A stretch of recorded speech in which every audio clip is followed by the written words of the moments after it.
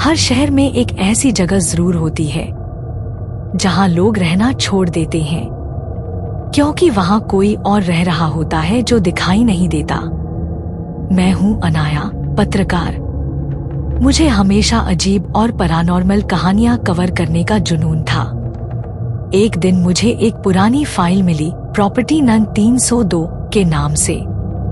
उस फाइल पर लिखा था, abandoned since 1998 due to unexplained deaths. जिज्ञासा के चक्कर में मैं उस जगह पहुंच गई, शहर के एक कोने में जहां हवा भी रुक जाती थी। बंगला बड़ा था लेकिन पूरा अंधेरा। दरवाजा आधा खुला था, जैसे कोई मुझे अंदर बुला रहा हो। जैसे ही मैं अंदर गई, हवा का एक तेज झोंका आया। पुरानी रॉकिंग चेयर अपने आप हिलने लगी और कमरे के कोने से आवाज आई, काफी दिनों बाद कोई आया है। मैं रुकी, कैमरा ऑन किया।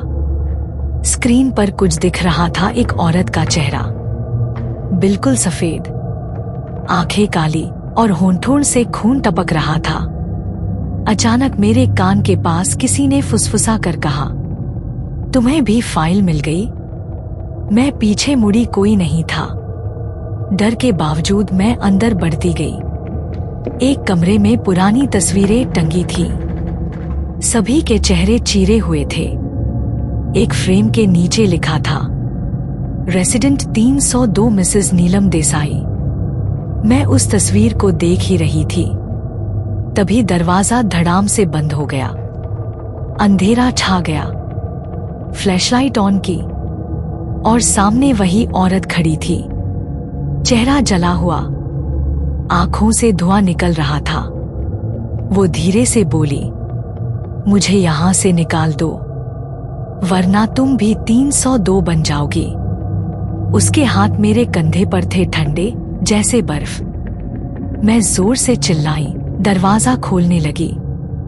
तभी एक भयानक चीख सुनाई दी और दरवाजा अपने आप खुल गया। मैं भागती हुई बाहर निकली। बंगले के बाहर जाते ही मैं जमीन पर गिर गई।